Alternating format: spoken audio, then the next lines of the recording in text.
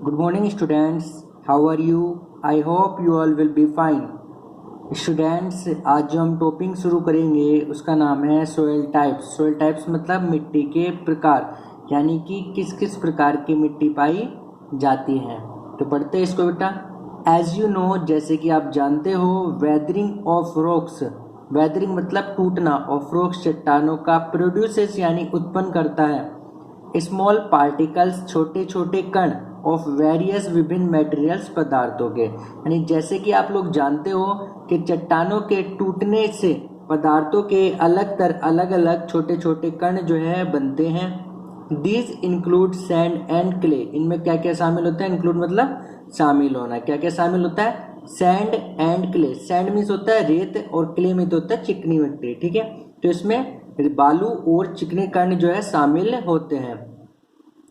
The relative amount of sand and clay, relative मतलब संबंधित, amount मतलब मात्रा, ऑफ सैंड एंड क्ले बालू और चिकनी मिट्टी की, डिपेंड्स निर्भर करती है, अपॉन पर, द रॉक चट्टान पर, from which the particles were form, जिससे ये कण बने हैं। तो बच्चों आपने यहाँ पर पढ़ा सोइल टाइप्स में अभी तक कि जैसे कि आप जानते हो चट्टानों के टूटने से जो है अलग अलग पदार्थों के छोटे छोटे से कण बनते हैं, और इन कणों में सैंड और क्ले के भी कण बनते हैं। अब सैंड और क्ले के कण कितने होंगे, कितने कम होंगे, कितने ज्यादा होंगे, ये इस बात पर डिपेंड करता है कि कौन सी चट्टान से वो कण बने हैं, यानी कौन सी चट्टान से वो पार्टिकल्स बने हैं। That is the parent rock, जिसे हम जिस चट्टान से बनते हैं उसको क्या कहते हैं? पेरेंट रॉक, यानी जनक चट्टान कहते हैं। ठीक है।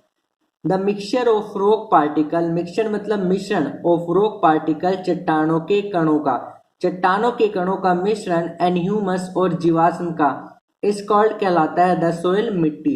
यानी चट्टानों के कण और जीवाश्म का मिश्रण मिट्टी कहलाता है या मृदा कहलाता है। तो अगर आपसे कोई पूछे व्हाट इज सोइल, तो आप जवाब दोगे the mixture of rock particles and humus is called soil. ठीक है, तो मिट्टी किसे कहते हैं? चट्टानों के कणों और जीवाश्म के मिश्रण को हम मिट्टी के नाम से जानते हैं।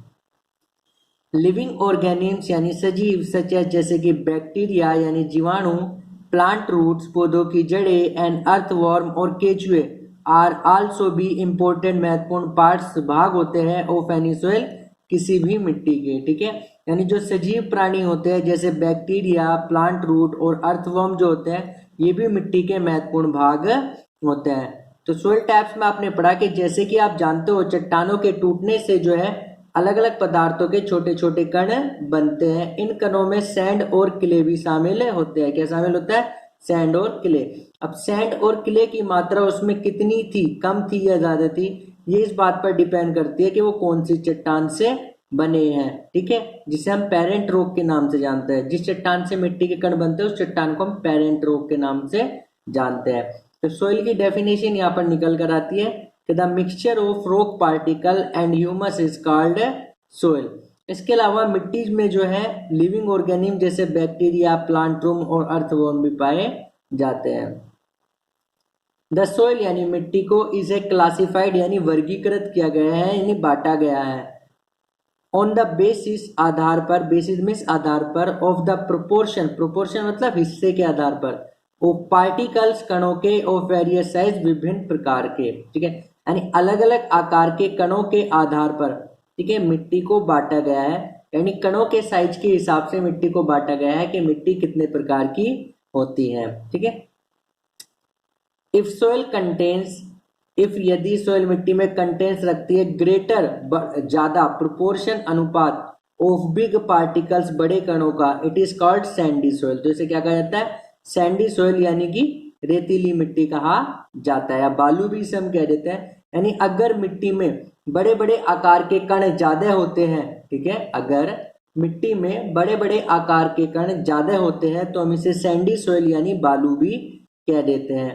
If the proportion of fine article, और यदि प्रोपोर्शन अनुपात और बारीक फाइन पार्टिकल्स मतलब बारीक कणों का, इज रिलेटिवली हायर ज्यादा होता है, then it is called clay soil, तब इसे चिकनी मिट्टी कहा जाता है। यानी अगर बारीक कण की संख्या मिट्टी में ज्यादा होती है तो इसे चिकनी मिट्टी कहा जाता है। तो बच्चों यहाँ पर आपने पढ़ा कि मिट्टी को जो है आप उसमें पाए जाने वाले कणों के आकार पर बांट सकते हैं। यानी अगर मिट्टी में बड़े बड़े आकार के कण ज्यादा पाए जाते हैं तो इसको सैंडी सोइल कहते हैं, और बारीक बारीक कण यानी छोटे छोटे आकार के कण ज्यादा पाए जाते हैं तो इसे क्ले सोइल यानी चिकनी मिट्टी के नाम से हम जानते हैं। समझे बच्चों इतनी बात। उसके बाद देखते हैं the size of the particles in a soil, यानी किसी मिट्टी में कणों का आकार हैज एन इन्फ्लुएंस, प्रभाव पड़ता है ऑन इट्स प्रॉपर्टीज, इसके गुणों पर। यानी किसी भी मिट्टी में कणों के आकार का प्रभाव उसके गुणों पर पड़ता है। Sand particles are quite large, रेतीली मिट्टी के कण जो होते हैं वो क्वाइट लार्ज यानी अधिक बड़े होते हैं। They can not fit close together, वो एक साथ जुड़ नहीं पाते। So there are large spaces between them, जिसकी वजह से उनके बीच में स्पेसेस यानी बड़ी जगह होती है। These spaces are filled with air, और ये जो जगह होती है ये फिल्ड भरी रहती है विद एयर, वायु से भरी रहती है। वी से दैट, हम कह सकते हैं सैंड इज वेल एरेटेड, तो जो रेतीली मिट्टी होती है वो कैसी होती है, एरेटेड होती है यानी उसमें हवा भरी होती है। वाटर कैन ड्रेन क्विकली, पानी जो है आसानी से सूख जाता है, निकल जाता है थ्रू द स्पेसेस, खाली जगहों में से, बिटवीन द सैंड पार्टिकल्स, रेतीली मिट्टी के कणों के बीच में से। ठीक है। So sandy soils tend to be light, इसलिए जो रेतीली मिट्टी होती है वो कैसी होती है, लाइट यानी हल्की होती है। वेल एरेटेड यानी हवा से भरी होती है। एंड रेडर ड्राई, और बल्कि सूखी होती है। ठीक है। तो आपने यहाँ पर पढ़ा कि कणों के आकार पे यानी मिट्टी के कणों का आकार कैसा है, इससे इसके गुणों पर भी प्रभाव पड़ता है। जैसे अगर हम बात करें रेतीली मिट्टी की, सैंड की बात करें, बालू जो होता है उसके जो कण होते हैं वो बड़े होते हैं। अब जब कण बड़े होते हैं तो वो आपस में जुड़ नहीं पाते, और जब आपस में नहीं जुड़ पाते तो उनके बीच बहुत सारी बड़ी बड़ी खाली जगह रहती है, और जो खाली जगह उनके बीच में रहती है उसमें क्या भर जाती है, एयर यानी वायु भर जाती है। ठीक है। तो जब उसमें वायु भर जाती है तो हम कह सकते हैं सैंड जो होता है वो कैसा होता है, एरेटेड होती है। कैसी होती है, एरेटेड यानी हवा भरी हुई होती है। अब जब इसमें हवा भरी जाती है तो वो स्थान बीच में खाली रहता है, और उस स्थान में से पानी जो है आसानी से निकल जाता है, जिसकी वजह से रेतीली मिट्टी ज्यादा समय तक पानी को नहीं रोक पाती। तो इसलिए हम कह सकते हैं जो सैंडी सोइल होती है यानी जो रेतीली मिट्टी होती है वो हल्की होती है, हवा भरी हुई होती है, और वो कैसी होती है, सूखी होती है। ठीक है। क्ले पार्टिकल, चिकनी मिट्टी के कण, बीइंग मच स्मॉलर, अधिक छोटे होते हैं। चिकनी मिट्टी के कण जो है वो अधिक छोटे होते हैं। पैक टाइटली टुगेदर, वो मजबूती से एक दूसरे के साथ जुड़े हुए होते हैं। लिविंग, छोड़ते हैं लिटिल स्पेस फॉर एयर, वायु के लिए बहुत कम जगह छोड़ते हैं। यानी चिकनी मिट्टी के जो कण होते हैं वो बहुत छोटे होते हैं और इसलिए मजबूती से एक दूसरे के साथ जुड़े होते हैं, जिनकी वजह से उनके बीच में एयर की कम जगह होती है। अनलाइक सैंडी सोइल की तरह नहीं, वाटर कैन बी हेल्ड, पानी रुक जाता है इन द टिनी गैप्स, छोटी जगह में, between the particles of clay, चिकनी मिट्टी के कणों के बीच में जो छोटी जगह होती है वहां पर पानी रुक जाता है। So clay soils have less air, इसलिए क्ले सोइल में एयर कम होती है,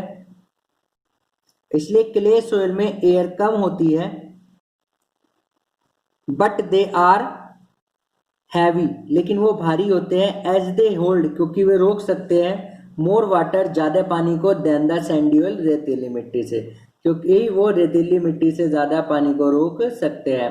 तो यहाँ पर आपने पढ़ा कि चिकनी मिट्टी के कण जो होते हैं वो छोटे होते हैं, इसकी वजह से वो आपस में मजबूती से जुड़े होते हैं, और जब वो मजबूती से जुड़े होते हैं तो उनके बीच में एयर के लिए बहुत थोड़ी जगह रहती है, और चिकनी मिट्टी जो है अपनी बीच में छोटी छोटी जगह के बीच में पानी को आसानी से रोक लेती है। इसलिए जो चिकनी मिट्टी होती है उसमें एयर तो कम होती है लेकिन वो भारी होती है। क्यों होती है भारी? क्योंकि वो रेतीली मिट्टी से ज्यादा पानी अपने अंदर रोक लेती है, और पानी ज्यादा रोकने की वजह से वो भारी होती है। समझे बच्चे इतनी बार? तो आपने अभी दो मिट्टी पढ़ी, सैंडी और क्ले। अब आगे देखेंगे हम loamy soil. The best top soil, सबसे ऊपरी जो मिट्टी होती है फॉर ग्रोविंग प्लांट, पौधों को उगाने के लिए कौन सी होती है? लोम। कौन सी होती है? लोम होती है। लोम को हम हिंदी में बोलते हैं दोमट। क्या बोलते हैं? दोमट मिट्टी। तो आपने यहां पर पढ़ा कि पौधों को उगाने के लिए जो सबसे अच्छी टॉप सोइल होती है, ऊपरी मिट्टी होती है, वो कौन सी होती है? लोम सोइल होती है, यानी दोमट मिट्टी होती है। Loamy soil is a mixture of sand, clay and another type of soil particle known as silt. यानी लोमी सोइल जो होती है यानी दोमट मिट्टी जो होती है वो मिक्सचर होती है किसका, सैंड का, क्ले का, और एक दूसरी तरह की मिट्टी भी उसमें पाई जाती है जिसे हम सिल्ट यानी गाद के नाम से जानते हैं। सिल्ट क्या होता है, गाद होता है, यानी कीचड़ सा होता है ना जो, उसको, ठीक है। तो आपने यहाँ पर पढ़ा कि पौधों को उगाने के लिए जो सबसे अच्छी मिट्टी होती है वो कौन सी होती है, लोमी सोइल होती है। और लोमी सोइल जो होती है वो मिक्सचर होती है किसका, यानी मिश्रण होती है सैंड का, क्ले का और सिल्ट का। सिल्ट ऑक्योर, सिल्ट पाई जाती है एज अ डिपोजिट, एक निक्षेपण के रूप में, इन रिवर बेड यानी नदियों के तल में। यानी नदी के जो तल होते हैं वहां पर सिल्ट आपको पाई जाती है, गाद मिलता है, यानी पानी और मिट्टी का मिक्सचर होता है ना, तो उसको सिल्ट बोलते हैं। The size of the silt particle, यानी गाद के कणों का जो आकार होता है, is between those of sand and clay. किसके बीच में होता है, सैंड एंड क्ले के बीच में होता है। यानी सिल्ट के जो पार्टिकल्स होते हैं, जो कण होता है, उनका साइज सैंड के पार्टिकल से तो छोटा होता है और क्ले के पार्टिकल से बड़ा होता है। The loamy soil also has humus in it, loamy soil में ह्यूमस यानी जीवाश्म भी होते हैं। It has the right water holding capacity, इसमें पानी को रोकने की बिल्कुल सही क्षमता होती है फॉर ग्रोथ ऑफ प्लांट्स, पौधों की वृद्धि के लिए, ठीक है। और इसमें पौधों की वृद्धि के लिए पानी को रोकने की बिल्कुल सही क्षमता होती है, ठीक है। तो आपने पढ़ा कि पौधों को उगाने के लिए जो सबसे अच्छी टॉप सोइल है वो कौन सी है, लोम है यानी दोमट है। लोमी सोइल जो होती है वो मिक्सचर होती है, मिश्रण होती है किसका, सैंड, क्ले और सिल्ट का। सिल्ट जो है वो कहां पर पाई जाती है, रिवर बेड यानी नदी के तलों में पाई जाती है, ठीक है। और सिल्ट पार्टिकल्स यानी सिल्ट के कणों का आकार जो होता है वो सैंड से छोटा होता है और क्ले से बड़ा होता है। इसके अलावा लोमी सोइल में ह्यूमस भी पाया जाता है और इसमें पौधों की वृद्धि के लिए पानी रोकने की बिल्कुल सही क्षमता होती है। यानी पौधों की वृद्धि के लिए जितना पानी चाहिए होता है ये उतना पानी रोक सकती है। समझे बच्चों इतनी बात। अब देखेंगे हम एक्टिविटी 9.3। कलेक्ट यानी इकट्ठा कीजिएगा, सैंपल लीजिएगा किसका, क्ले चिकनी मिट्टी का, लोमी दोमट मिट्टी का, एंड सैंडी सोइल और रेतीली मिट्टी का, ठीक है। क्ले, लोमी और सैंडी सोइल का सैंपल लीजिएगा। Take a fistful of soil, मुट्ठी भरी हुई मिट्टी लीजिएगा और मुट्ठी भरकर मिट्टी लीजिएगा। From one of the sample, किसी भी सैंपल की जो है मुट्ठी भर के मिट्टी ले लीजिएगा। रिमूव एनी पेबल, रॉक और ग्लास ब्लेड्स फ्रॉम इट, ठीक है। यानी कोई भी अगर घास का टुकड़ा, कंकड़ या पत्थर इसमें हो तो उसको हटा दीजिएगा। नाउ ऐड वाटर, अब पानी मिलाइएगा इसमें, ड्रॉप बाय ड्रॉप, बूंद बूंद करके इसमें पानी मिलाइएगा। एंड नीड द सोइल, और मिट्टी को गूथ लीजिएगा। गूथना मतलब जैसे आटा गूंथते हैं ना, ऐसे गूथ लीजिएगा। Add just enough water so that a ball can be made from it, इसमें इतना पानी मिलाइएगा कि जिससे आप इससे बॉल बना सको। क्या बना सको, बॉल यानी गेंद बना सको। But at the same time it should not be sticky, लेकिन उसी समय पर ये चिपचिपी नहीं होनी चाहिए, यानी चिपकनी नहीं चाहिए। यानी इतना पानी इससे मिलाना है कि आप इससे आराम से बॉल बना सको, लेकिन ये भी ध्यान रखना है कि स्टिकी यानी चिपचिपी नहीं होनी चाहिए। Try to make a ball from this soil, इस मिट्टी से एक बॉल बनाने की कोशिश कीजिएगा। ऑन अ फ्लैट सरफेस, एक चपटी सतह पर, जो प्लेन होता है ना चपटी सतह, रोल दिस बॉल, इस बॉल को रोल कीजिएगा यानी लुढ़काइएगा। इनटू अ सिलेंडर, किसमें बदल लीजिएगा इसको, सिलेंडर। सिलेंडर क्या होता है, जैसा आपका एक बेलन होता है ना, रोटी बेलने वाला बेलन होता है, वो सिलेंडर के आकार का होता है। Try to make a ring from this cylinder, उसके बाद इस सिलेंडर से एक छल्ला बनाइएगा। Repeat this activity with other samples also, इस एक्टिविटी को दूसरे सैंपल के साथ भी कीजिएगा। Thus the extent to which a soil can be shaped indicate its type। Thus क्या, द एक्सटेंट मतलब सीमा, टू विच अ सोइल एक मिट्टी का, कैन बी शेप यानी एक मिट्टी को आप कितनी शेप में ढाल सकते हो, इससे उस मिट्टी का प्रकार पता चलता है। तो आपने एक्टिविटी 9 में, आपने 9.3 में पढ़ा कि आपको तीनों तरह की मिट्टी लेनी है, थोड़ी क्ले लेनी है, थोड़ी लोमी लेनी है और थोड़ी सैंडी लेनी है, ठीक है। इनमें से कोई सी भी मिट्टी आप उठाइएगा, मुट्ठी में भरकर एक मुट्ठी मिट्टी लीजिएगा, ठीक है। और उसमें जो भी कंकड़ पत्थर या घास हो उसको निकाल दीजिएगा। उसके बाद उसमें बूंद बूंद करके पानी मिलाने के बाद उसका आटा गूंद लीजिएगा और उससे उसमें इतना पानी मिलाइएगा कि आप उससे बोल बना सको, लेकिन इतना ध्यान रखिए कि वो चिपचिपा ना हो। उससे बोल बनाइएगा और जब आप उससे बोल बना लो, बोल बनाने के बाद उसको फर्श जैसी चिकनी सतह पर उसको लुढ़काइएगा जिससे उससे सिलेंडर बन जाए, यानी बेलन जैसा आकार बन जाए। और जब बेलन जैसा आकार बन जाए उसके बाद उससे रिंग यानी एक छल्ला बना लीजिएगा, ठीक है। तो इस एक्टिविटी को आप दूसरे सैंपल के साथ भी कीजिएगा और देखिएगा कौन सी मिट्टी को आप आसानी से अलग अलग आकार में ढाल पाते हो। कैन यू सजेस्ट, कि आप सजेस्ट कर सकते हो या सलाह दे सकते हो, विच टाइप ऑफ सोइल, कौन से प्रकार की मिट्टी वुड बी द बेस्ट, सबसे अच्छी होगी, फॉर मेकिंग, बनाने के लिए, पोट्स यानी घड़े, टॉयज खिलौने, एंड स्टैचूज और मूर्तियां, यानी कि आप सलाह दे सकते हो कि कौन सी प्रकार की मिट्टी घड़े, खिलौने और मूर्तियां बनाने के लिए अच्छी होगी, ठीक है। बच्चों यहाँ पर आप कुछ पिक्चर्स देख सकते हो, पिक्चर ABCDE दी गई है ना आपको, जिसमें आपको ये एक्टिविटी 9.3 की पिक्चर दी गई है। जो डी शेप है उसको सिलेंडर है, C बॉल है और E एक रिंग है। अब हम देखेंगे प्रॉपर्टीज ऑफ सोइल। प्रॉपर्टीज मतलब गुण, ऑफ सोइल मिट्टी के गुण। You have listed some uses of soil, आपने मिट्टी के कुछ प्रयोग की एक लिस्ट बनाई थी। Let us perform some activities to find the characteristic of the soil. अब मिट्टी के क्या क्या कैरेक्टरिस्टिक यानी विशेषताएं होती है उनके लिए कुछ एक्टिविटी हम करेंगे, ठीक है। तो मिट्टी के लिए क्या क्या उसमें विशेषताएं होती है, ये इसके लिए हम कुछ एक्टिविटी करने वाले हैं यहाँ पर। सबसे पहले देखते हैं हम percolation rate of water in the soil. Percolation यानी रिसाव दर ऑफ वाटर, पानी का, इन द सोइल मिट्टी में, यानी मिट्टी में पानी किस दर से किस रेट से रिसता है, यानी अंदर एब्जॉर्ब कर लेती है मिट्टी। तो ये देखना हम सबसे पहले बूजो एंड पहेली मार्क्ड, बूजो और पहेली ने मार्क किया टू डिफरेंट स्क्वायर, अलग अलग स्क्वायर मार्क किए, और 50 सेंटीमीटर एंड 50 सेंटीमीटर ईच, यानी 50 सेंटीमीटर इंटू 50 सेंटीमीटर की जिसकी साइडें 50 सेंटीमीटर हो, इस आकार के बूजो और पहेली ने दो स्क्वायर बनाए। One on the floor of their house, एक बनाया उन्होंने अपने घर के फर्श पर, and the other on the कच्चा रोड, और दूसरा बनाया उन्होंने कच्ची सड़क पर। कहाँ पर बनाया? कच्ची सड़क पर। दे फिल्ड 2 बोतल of the same size with water, उन्होंने एक आकार की बोतल यानी एक जैसे आकार की 2 बोतल को पानी से भर लिया। They emptied the water the from the बोतल, उन्होंने फिर बोतल से पानी खाली कर दिया, 1 ईच, दोनों में से, एट द सेम टाइम, एक समय पर, इन द 2 स्क्वायर, दोनों स्क्वायर पर, ठीक है। यानी पहली और बूजो ने क्या किया कि 50 सेंटीमीटर इंटू 50 सेंटीमीटर साइज के 2 स्क्वायर बनाए। एक उन्होंने बनाया अपने घर के फर्श पर और एक बनाया कच्ची सड़क पर।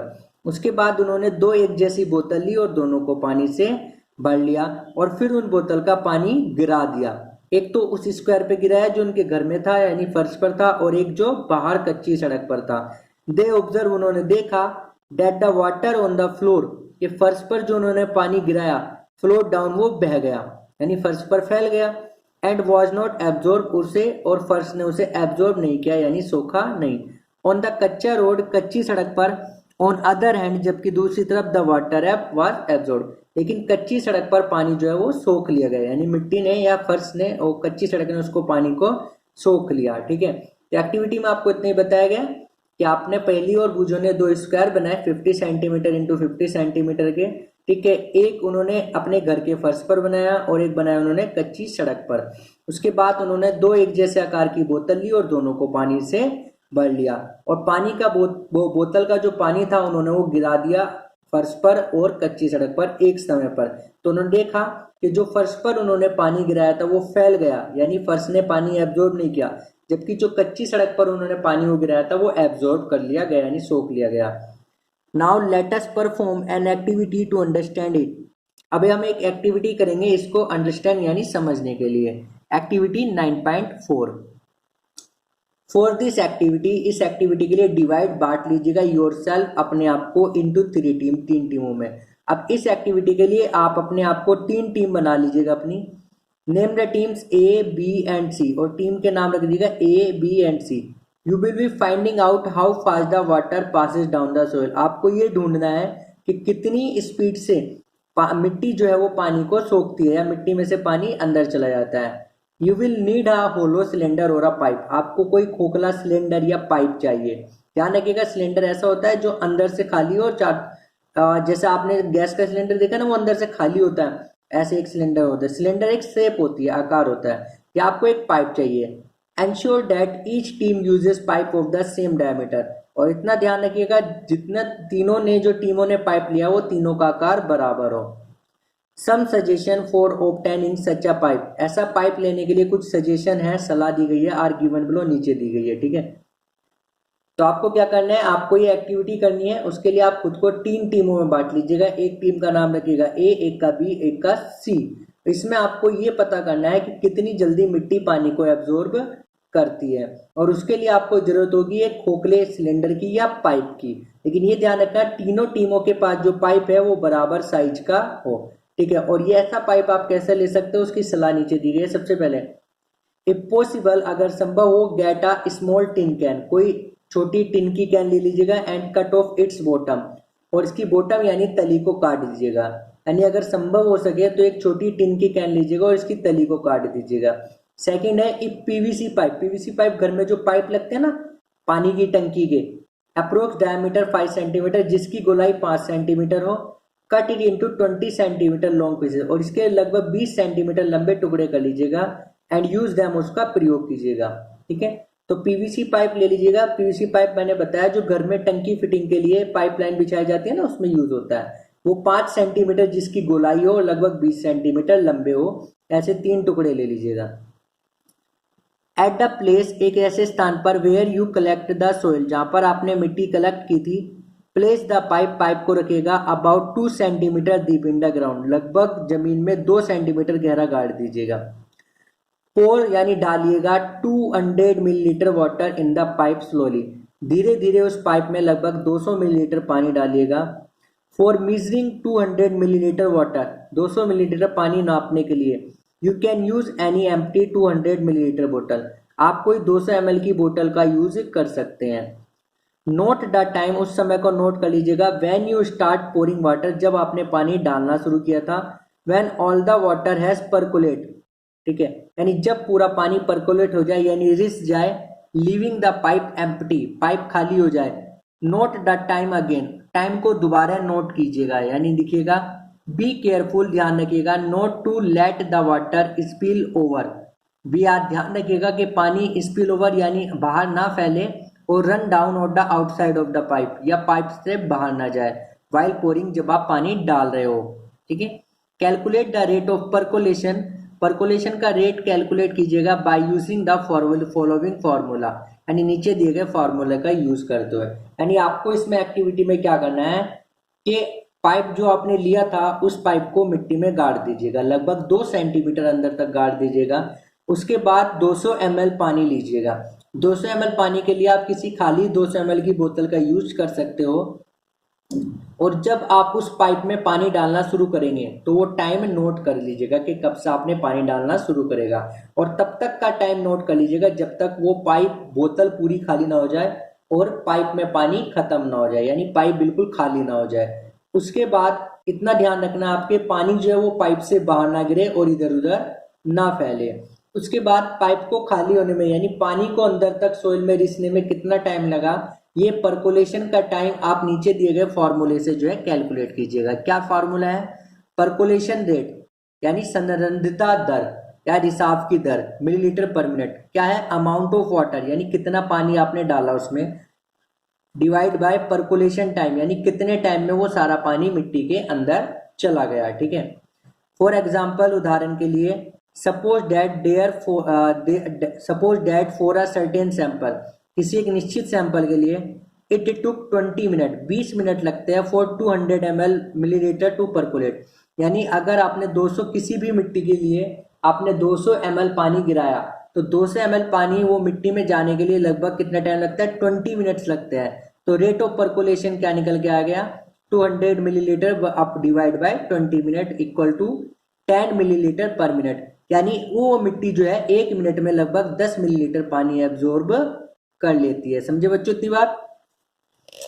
उसके बाद आप देखते हैं, calculate the rate of percolation in your soil sample, आपने जो मिट्टी का सैंपल लिया था उसमें परकुलेशन रेट कलेक्ट कीजिएगा कि कितना होता है। Compare your finding with other, आपने जो ढूंढा यानी आपको जो मिला परकुलेशन रेट, उसकी तुलना दूसरों से कीजिएगा। And arrange the soil samples in the increasing order of the rate of percolation, और सोइल सैंपल इस तरह अरेंज कीजिएगा कि किसकी परकुलेशन रेट ज्यादा थी, यानी पहले सबसे कम वाले का परकुलेशन रेट वाली मिट्टी, फिर उससे ज्यादा वाली, फिर उससे ज्यादा वाली, इस तरीके से। अब देखेंगे हम मॉइस्चर इन सोइल, यानी मिट्टी में नमी। Have you ever pass through a farm land, क्या आप कभी किसी खेत से गुजरे हो during a hot summer day, यानी गर्मी के दिन में, जब बहुत गर्मी हो रही हो उस दिन कभी आप किसी खेत से गुजरे हो। परहैप्स यू नोटिस, शायद आपने ध्यान दिया हो, that the air above your the land is shimmering, कि जो जमीन के ऊपर क्या होती है वो सिमरिंग यानी झिलमिलाती हुई आपको दिखी होगी, टिमटिमाती हुई। वाई इज इट सो, ऐसा क्यों है। Try out this activity and find the answer, इस एक्टिविटी को कीजिएगा और आंसर को ढूंढने की कोशिश कीजिएगा। यानी आपको यहाँ पर कहा गया है कि आप क्या कभी किसी गर्मी के दिन में खेत से गुजरे हो तो आपको वहां की जो वायु है वो आपको झिलमिलाती हुई दिखाई देगी। तो ऐसा क्यों होता है, इसके लिए एक्टिविटी देखते हैं। Activity 9.5, take a boiling tube. क्या करना है आपको, एक बॉइलिंग ट्यूब लेना है। बॉइलिंग ट्यूब जानते हो, आपने एक्टिविटी पहले भी की है। Put 2 spoonfuls of a soil sample it is, इसमें 2 चम्मच भर के मिट्टी डालिएगा। हीट इट, इसको गर्म कीजिएगा। ऑन अ फ्लेम, एक आग पर इसको गर्म कीजिएगा। एंड ऑब्जर्व इट, इसको देखिएगा। Let us find out what happens upon heating, देखिएगा कि गर्म करने पर क्या होता है। Do you see water drops anywhere, क्या आपको कहीं पर वाटर ड्रॉप यानी पानी की बूंदे दिखाई देती है। इफ यस, अगर दिखाई देती है, where did you find them, वो आई कहां से। ठीक है, आपको क्या करना है, बॉइलिंग ट्यूब लेनी है। बॉइलिंग ट्यूब में 2 चम्मच मिट्टी डालनी है और उसको गर्म करना है और फिर देखना है। तो जब आप देखोगे कि गर्म करने पर क्या होता है कि आपको बॉइलिंग ट्यूब के ऊपरी हिस्से पर कुछ पानी की बूंदे दिखाई देती है, लेकिन ये पानी की बूंदे आई कहां से, तो देखते हैं कहां से आई। ऑन हीटिंग, गर्म करने पर, वाटर इन द सोइल, मिट्टी में जो पानी होता है, इवापोरेट, वाष्पित हो जाता है। और वाष्पित होने के बाद मूव्स अप, ऊपर जाता है। एंड कंडेंसेस, और संघनित हो जाता है यानी वापस पानी में बदल जाता है। ऑन द कूलर, कूलर मतलब ठंडी, इनर वॉल, आंतरिक दीवारों पर, ऑफ द अपर पार्ट, ऊपरी हिस्से के, ऑफ द बॉइलिंग ट्यूब, यानी बॉइलिंग ट्यूब का जो ऊपरी हिस्सा होता है उसके ऊपर की हिस्सा ठंडा होता है, तो उस ठंडे से टकराकर, उस ठंडी दीवारों से टकराकर वो पानी दोबारा क्या हो जाता है, जो भाप बनाता है पानी, वो दोबारा पानी बन जाता है। On a hot summer day, गर्मी के दिनों में, the vapour coming out of the soil, मिट्टी से जो वेपर यानी भाप निकल कर आ जाती है। रिफ्लेक्ट यानी परावर्तित करती है द सनलाइट, रिफ्लेक्ट करना होता है किसी चीज से टकराकर प्रकाश का वापस लौट जाना, जिसकी वजह से वो चमकता है। And the air above the soil seems to shimmer, ठीक है, यानी क्या होता है, गर्मी के दिनों में जो मिट्टी की पानी होता है वो वेपोराइज हो जाता है, ऊपर चले जाता है, और जिससे सूर्य के प्रकाश को वो रिफ्लेक्ट करता है यानी परावर्तित करता है, जिसकी वजह से जो मिट्टी के ऊपर की एयर होती है वो आपको सिमर यानी झिलमिलाती लगती है। आफ्टर हीटिंग द सोइल, मिट्टी को गर्म करने पर, take it out of the tube, इसको ट्यूब से बाहर निकाल लीजिएगा। Compare it with the soil which had not been heated, और इसको ऐसी मिट्टी से तुलना कीजिएगा जिसको गर्म नहीं किया गया है। Note the difference between the two, और दोनों के बीच में क्या अंतर है उसको नोट कर लीजिएगा। ठीक है बच्चों, तो आज के लिए इतना ही है। उम्मीद करता हूँ आपको वीडियो में जितनी बातें बताई गई है सारी समझ में आई होगी। अगर फिर भी कोई डाउट बनता है तो आप मुझसे व्हाट्सएप ग्रुप में कंसर्न कर सकते हैं। और बच्चों, सभी ज़्यादा से ज़्यादा बच्चे जो अपना होमवर्क सबमिट करवाए। Thank you everyone.